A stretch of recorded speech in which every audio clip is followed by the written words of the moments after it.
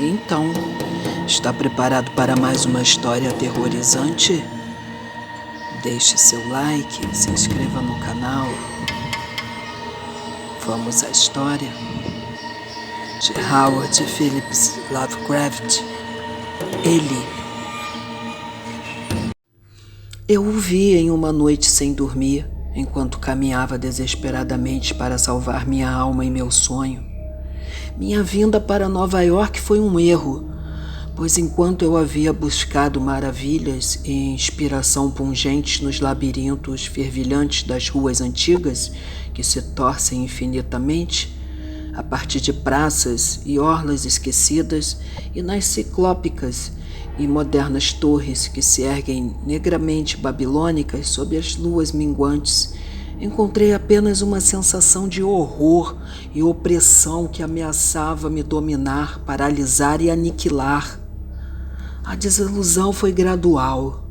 Chegando pela primeira vez à cidade, eu a tinha visto ao pôr do sol de uma ponte, majestosa acima de suas águas, seus incríveis picos e pirâmides erguendo-se como flores delicadas e poças de névoa violeta para brincar com as nuvens douradas, flamejantes e as primeiras estrelas da noite.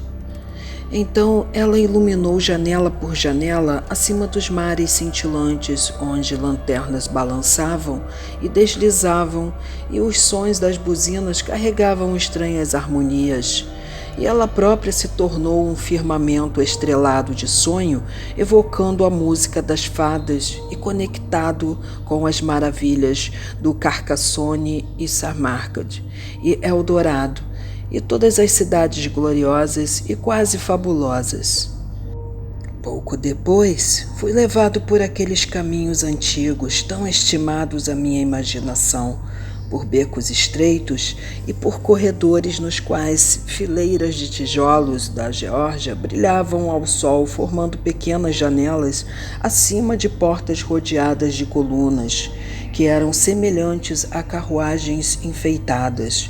E ao deparar com essas coisas que sempre desejei, imaginei que havia alcançado tesouros que me transformariam em um poeta.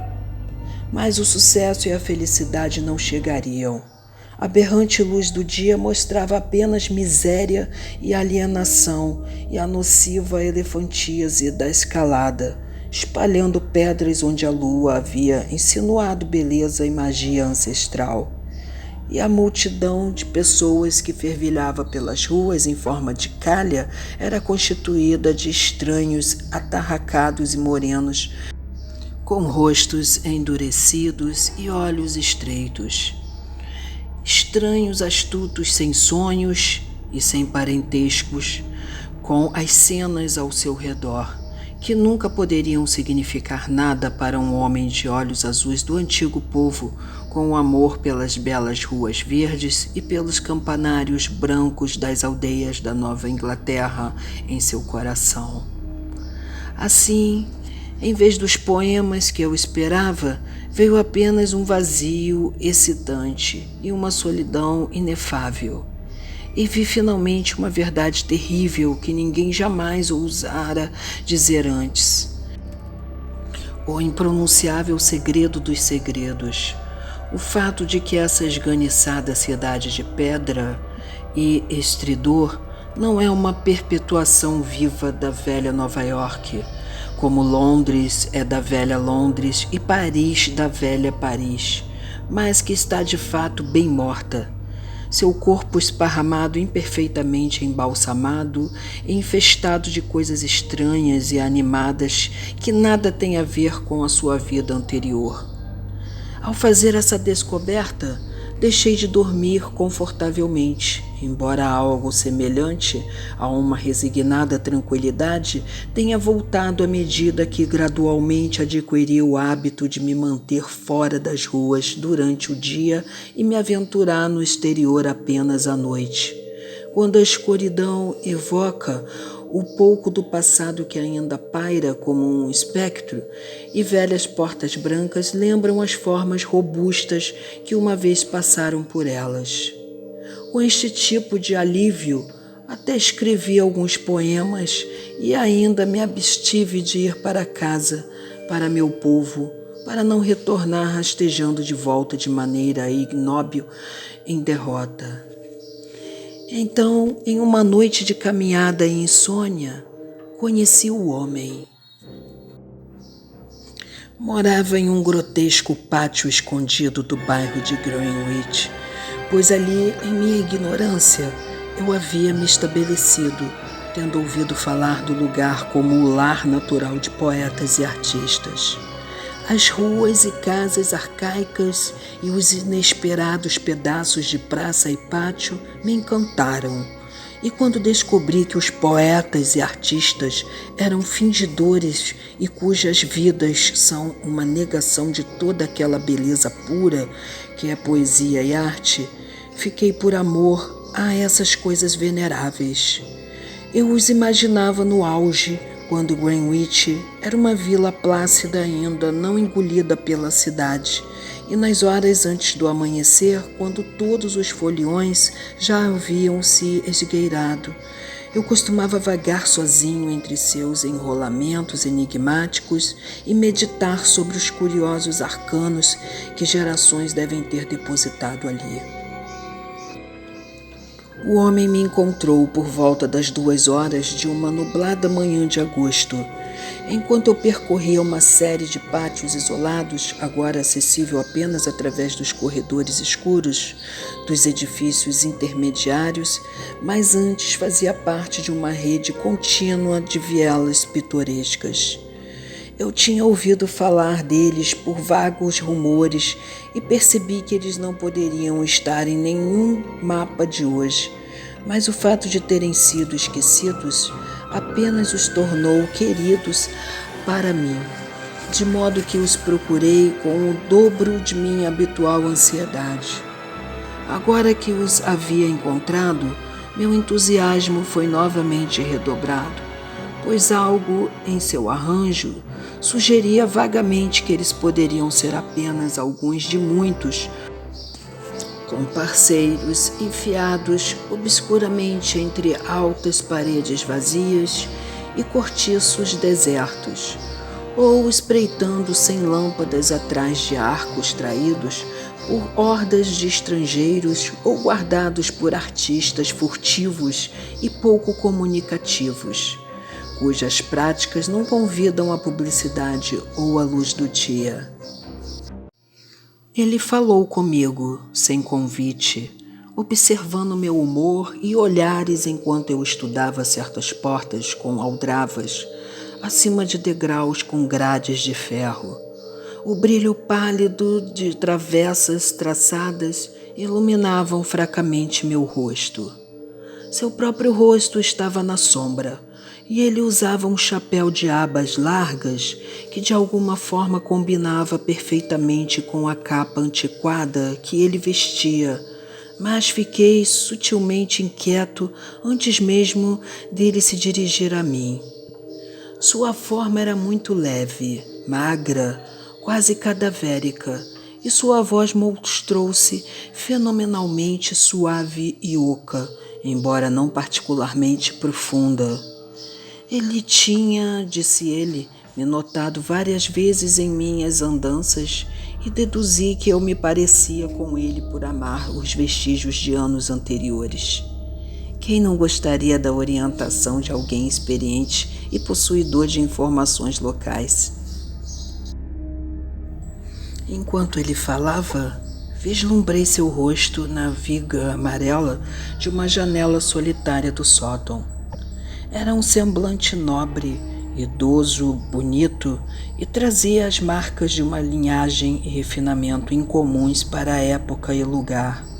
No entanto, alguma qualidade me perturbou, quase tanto quanto suas feições me agradaram. Talvez fosse muito branco, ou muito inexpressivo, ou muito fora de sintonia com a localidade, para me fazer sentir à vontade ou confortável.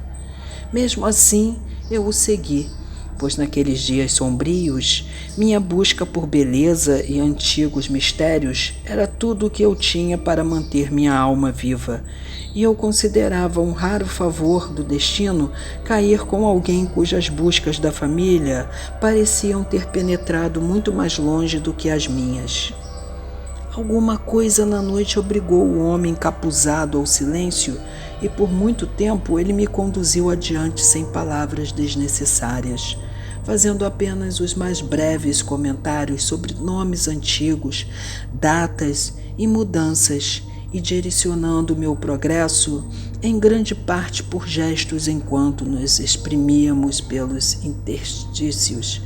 Caminhávamos na ponta dos pés pelos corredores, escalávamos paredes de tijolos e até rastejamos de 4 por uma passagem baixa e arqueada de pedra, cujo comprimento imenso e tortuoso apagava por fim todos os indícios de localização geográfica que consegui preservar. As coisas que vimos eram muito antigas e maravilhosas, ou pelo menos pareciam nos poucos raios de luz esparsos pelos quais eu as via. E nunca esquecerei as colunas e pilastras caneladas, os postes de ferro, janelas de verga, clarabóias decorativas que pareciam ficar mais estranhas quanto mais fundo avançávamos neste labirinto inesgotável de coisas antigas e desconhecidas. Não encontramos ninguém, e com o passar do tempo, as janelas tornaram-se cada vez menos iluminadas. As luzes da rua que passamos pela primeira vez eram de óleo e do antigo padrão de losango. Mais à frente, notei algumas com velas, e por fim, depois de atravessar um horrível pátio escuro, onde meu guia teve que conduzir com a mão enluvada pela escuridão toda até um estreito portão de madeira em um muro alto. Chegamos a um fragmento de beco iluminado apenas por lanternas em frente a uma casa. Lanternas de lata incrivelmente coloniais, com topos cônicos e furos nas laterais. Esse beco levava a uma colina íngreme, mais íngreme do que eu pensava ser possível nesta parte de Nova York, e a extremidade superior estava bloqueada diretamente pela parede coberta de era de uma propriedade privada, além da qual eu podia ver uma cúpula pálida e os topos de árvores ondulado contra uma vaga leveza no céu. Nessa parede havia um pequeno portão de arco baixo de um carvalho preto cravejado de pregos, que o homem começou a destrancar com uma chave pesada. Conduzindo-me para dentro, ele seguiu um curso na escuridão total sobre o que parecia ser um caminho de cascalho e, finalmente, subiu um lance de degraus de pedra até a porta da casa, que ele destrancou e abriu para mim. Entramos e, ao fazê-lo, senti náuseas com o fedor de mofo que veio ao nosso encontro e que deve ter sido fruto de séculos de decadência doentia. Meu anfitrião pareceu não notar isso. Por cortesia, fiquei em silêncio enquanto ele me conduzia por uma escada curva, atravessando um corredor e entrando em uma sala cuja porta eu ouvi trancar atrás de nós. Então eu ouvi puxar as cortinas das 3 janelas pequenas que mal se mostravam contra o céu relampejante. Depois ele foi até a lareira, acendeu 2 velas de um candelabro de 12 castiçais e fez um gesto ordenando um discurso em tom suave. Nesse débil resplendor, vi que estávamos em uma biblioteca espaçosa e bem mobiliada, datada do primeiro quartel do século XVIII, com esplêndidos frontões de portas, uma delicada cornija dórica e uma lareira magnificamente esculpida com volutas e uma urna superior. Acima das estantes lotadas em intervalos ao longo das paredes, havia retratos de família bem feito, tudo manchado por uma obscuridade enigmática e com uma semelhança inconfundível com um homem que agora me indicava uma cadeira ao lado da graciosa mesa Chipendale. Antes de se sentar à minha frente, meu anfitrião parou por um momento, como se estivesse envergonhado. Então, lentamente tirando as luvas, o chapéu de abas largas e o manto, apareceu teatralmente revelado em trajes georgianos, completos, de babados no cabelo e pescoço, enfileirados nas calças até os joelhos, meias de seda e os sapatos de fivela que não tinha notado antes. Agora afundado lentamente em uma cadeira de encosto de lira, ele começou a me olhar atentamente. Sem o chapéu, ele assumiu um aspecto de extrema idade, pouco visível antes, e me perguntei se essa marca imperceptível de longevidade singular não seria uma das fontes de minha inquietação original. Quando ele falava longamente, sua voz suave, oca e cuidadosamente abafada, não raramente tremia, e de vez em quando eu tinha grande dificuldade em segui-lo enquanto ouvia com um arrepio de espanto que crescia a cada instante. "Olhe, senhor", começou meu anfitrião, "um homem de hábitos muito excêntricos, para cujo traje não é necessário pedir desculpas a alguém com sua inteligência e inclinações. Refletindo sobre tempos melhores, não tive escrúpulos em verificar seus modos e adotar suas roupas e maneiras, uma indulgência que não ofende ninguém se praticada sem ostentação.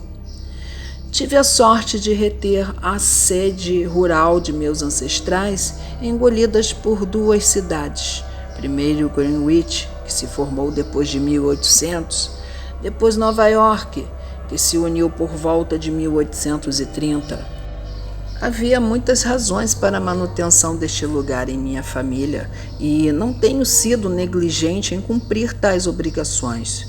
O escudeiro que o sucedeu em 1768 estudou artes marciais e fez várias descobertas, todas relacionadas com influências que residem neste terreno particular e eminentemente merecedor da guarda mais forte. Alguns efeitos curiosos dessas artes e descobertas proponho agora mostrar a você, sob o mais estrito sigilo, e acredito que posso confiar em meu julgamento dos homens, o suficiente para não desconfiar de seu interesse ou de sua fidelidade." Ele fez uma pausa, mas eu só pude acenar com a cabeça. Eu disse que estava alarmado, mas para minha alma nada era mais mortal do que o mundo material da luz do dia de Nova York. E se esse homem era um excêntrico inofensivo ou um praticante de artes perigosas, eu não tive escolha a não ser segui-lo e saciar meu senso de admiração em qualquer coisa que ele poderia me oferecer. Então eu escutei. "Para meu ancestral", ele continuou suavemente, "parecia residir algumas qualidades muito notáveis da humanidade, qualidades que têm um domínio pouco suspeito, não apenas sobre os atos de si mesmo e dos outros, mas sobre toda a variedade de força e substância na natureza, e sobre muitos elementos e dimensões considerados mais universais do que a própria natureza. Posso dizer que ele desprezou a santidade das coisas tão grandes quanto o espaço e o tempo, e que fez usos estranhos dos ritos de alguns índios mestiços que uma vez acamparam nesta colina. Esses índios demonstraram cólera quando o local foi construído e foram pestilentos ao pedirem para visitar o local na lua cheia. Durante anos, eles furtaram o muro todos os meses quando podiam e, furtivamente, realizaram alguns atos. Então, em 1868, O novo escudeiro os pegou em suas ações e ficou pasmo com o que viu. A partir daí, ele negociou com eles e trocou o livre acesso de seus terrenos pela interioridade do que eles faziam. Sabendo que seus avós herdaram parte de seu costume de ancestrais vermelhos e parte de um velho holandês no tempo dos Estados Gerais. Maldito seja este homem, pois temo que o escudeiro deve ter monstruosamente servido rum ruim a eles, intencionalmente ou não, pois uma semana depois de revelar o segredo, ele era o único homem vivo que sabia disso. Você, Senhor, é o primeiro forasteiro a saber que há um segredo. Eu dividiria isso se eu tivesse arriscado mexer com os poderes, mas notei que você é entusiasmado por coisas passadas. Estremeci quando o homem se tornou coloquial e com uma linguagem familiar de outro dia. Ele continuou. Mas você deve saber, Senhor, que o escudeiro obteve com aqueles resgates dos mestiços era apenas uma pequena parte do aprendizado que ele veio a ter. Ele não estivera em Oxford à toa, nem falara sem intenção com um antigo químico e astrólogo em Paris. Ele foi, enfim, esclarecido que todo o mundo é apenas a fumaça de nossos intelectos, além das mãos dos indoutos, mas que os sábios podem tragar e soprar como qualquer nuvem de tabaco de primeira qualidade da Virgínia. O que queremos, podemos fazer, e o que não queremos, podemos varrer. Não direi que tudo isso é totalmente verdade, mas é verdade suficiente para fornecer um espetáculo muito bonito de vez em quando. Você, imagino, ficaria feliz com uma visão melhor de alguns outros anos do que sua imaginação lhe permite. Então não se assuste com o que eu pretendo mostrar a você. Meu anfitrião pegou minha mão para me levar para uma das duas janelas do lado comprido da sala mal cheirosa. E ao primeiro toque de seus dedos sem luva, eu fiquei gelado. Sua carne, embora seca e firme, parecia gelo, e eu quase me encolhi ao tocar-me. Mas novamente pensei no vazio e no horror da realidade e me preparei corajosamente para seguir aonde quer que eu fosse levado. Uma vez na janela, o homem abriu as cortinas de seda amarela e dirigiu o meu olhar para a escuridão lá fora. Por um momento não vi nada além de uma miríade de pequenas luzes dançantes, muito, muito longe de mim. Então, como que em resposta a um movimento insidioso da mão de meu anfitrião, um clarão de relâmpago de calor percorreu a cena. E eu olhei para um mar de folhagem luxuriante e não o mar de telhados que seria esperado por qualquer mente normal. À minha direita, o Hudson brilhava perversamente e à distância vi o brilho doentio de um vasto pântano salgado constelado de vagalumes nervosos. O clarão morreu e um sorriso maligno iluminou o rosto seroso do necromante idoso. Isso foi antes do meu tempo, antes do tempo do novo escudeiro. Por favor, deixe-nos tentar novamente. Eu estava fraco, ainda mais fraco do que a odiosa modernidade daquela cidade maldita me fizera. Bom Deus! Eu sussurrei. Você pode fazer isso a qualquer momento? E quando ele assentiu e desnudou os tocos pretos que antes eram presas amarelas, agarrei as cortinas para evitar cair. Ele me firmou com aquela garra terrível e gelada e mais uma vez seu gesto insidioso. Novamente o relâmpago brilhou, mas desta vez sobre uma cena não totalmente estranha. Era Greenwich, aquele que costumava ser um telhado com aqui e ali ou uma fileira de casas como vemos agora, mas com lindas ruas verdes e campos e pedaços de grama. O ponto ainda brilhava além, mas ao longe vi os campanários do que era então toda Nova York, Trinity e St. Paul's e a Brick Church, dominando suas irmãs, e uma tênue névoa de fumaça de madeira pairando sobre tudo. Respirei com dificuldade, mas não tanto pela visão em si, mas pelas possibilidades que minha imaginação evocava aterrorizada. Você ousa ir longe? Falei com admiração e acho que ele compartilhou por um segundo, mas o sorriso maligno voltou. Longe? O que eu vi o transformaria em uma estátua de pedra louca. Para trás, para trás, para frente. Olhe, seu imbecil! E enquanto rosnava baixinho, ele gesticulou novamente, trazendo para o céu um clarão mais ofuscante do que qualquer um dos anteriores. Por 3 segundos completos, pude vislumbrar aquela visão demoníaca, e naqueles segundos vi algo que sempre me atormentaria em sonhos.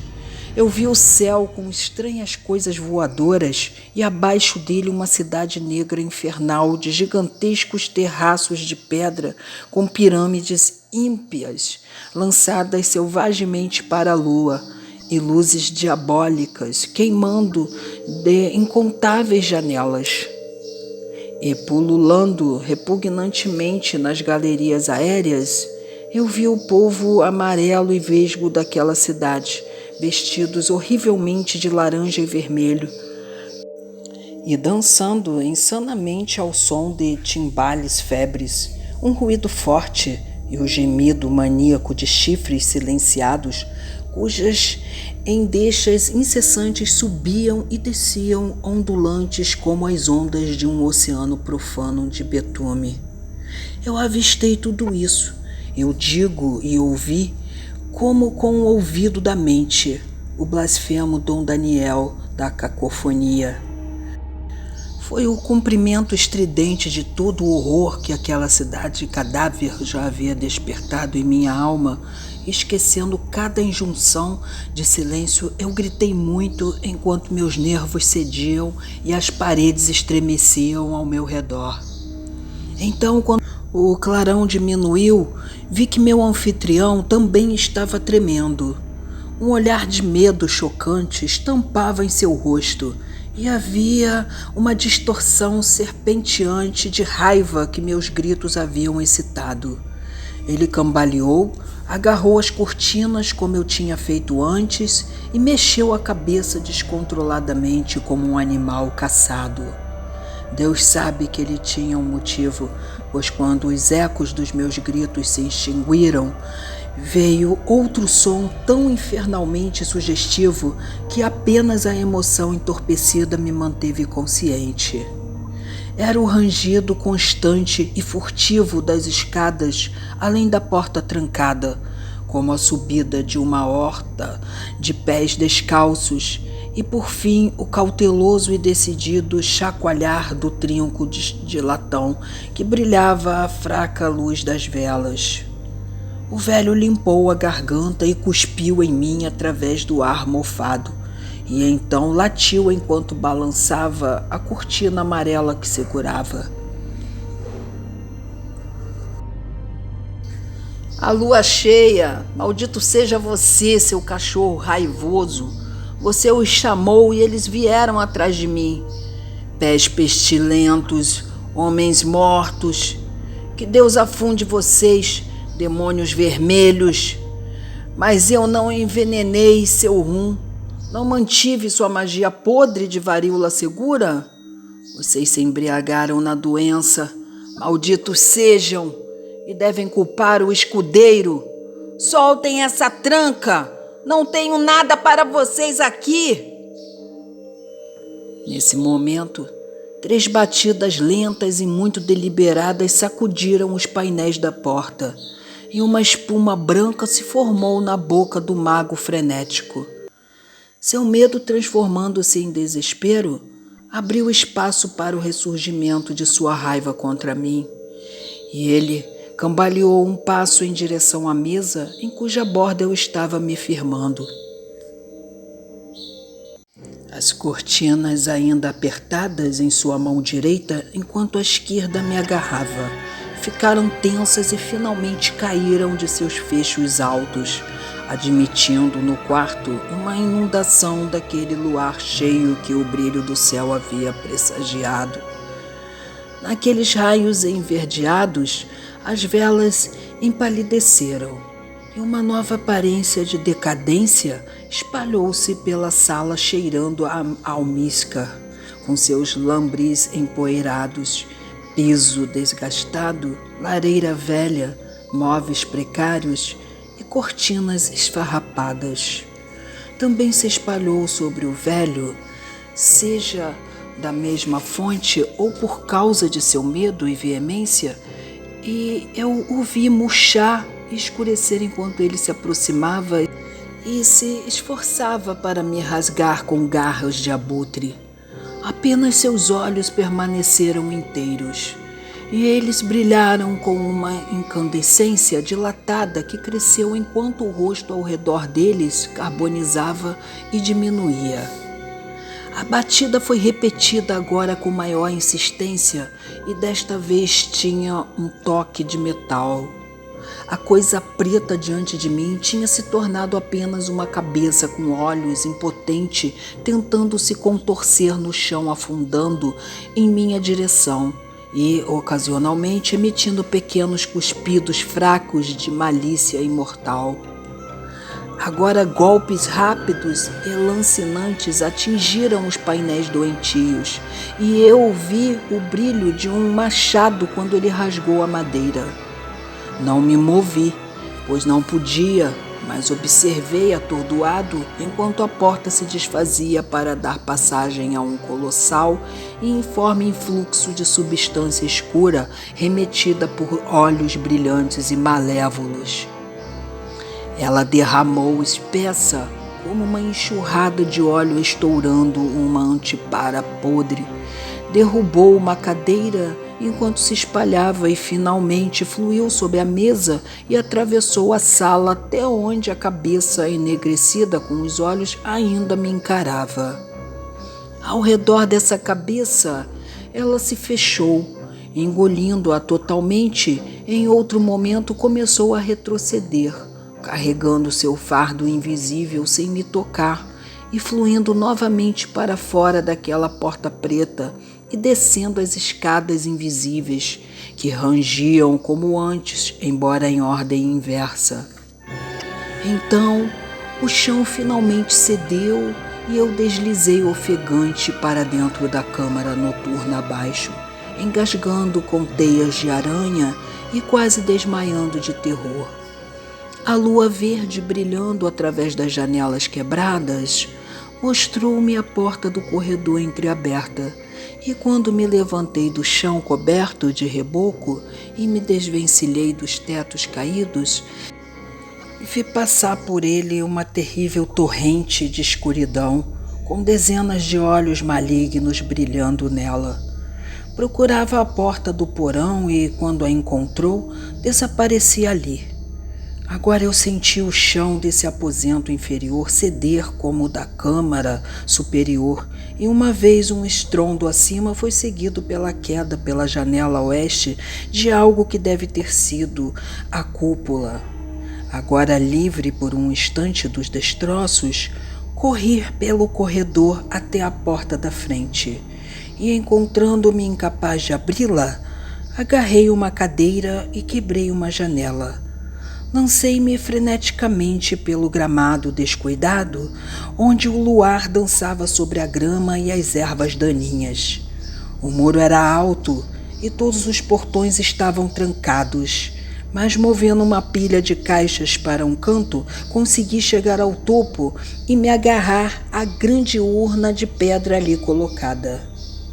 À minha volta, exausto, só conseguia ver paredes e janelas estranhas e velhas.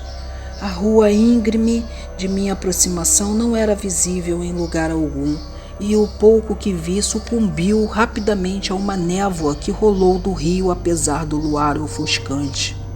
De repente, a urna na qual eu me agarrava começou a tremer como se compartilhasse minha própria tontura letal, e em outro instante meu corpo estava mergulhando para não sei que destino.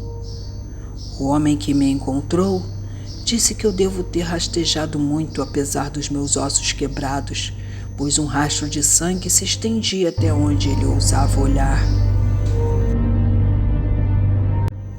A chuva que se acumulava logo apagou essa ligação com a cena da minha aprovação, e os relatórios só podiam dizer que eu tinha aparecido em um lugar desconhecido, na entrada de um pequeno pátio negro da rua Perry.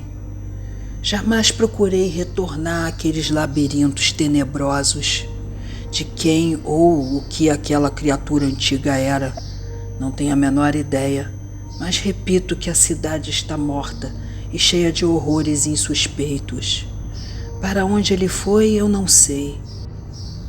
Mas voltei para casa, para as estradas puras da Nova Inglaterra, onde os ventos marítimos perfumados varrem a noite.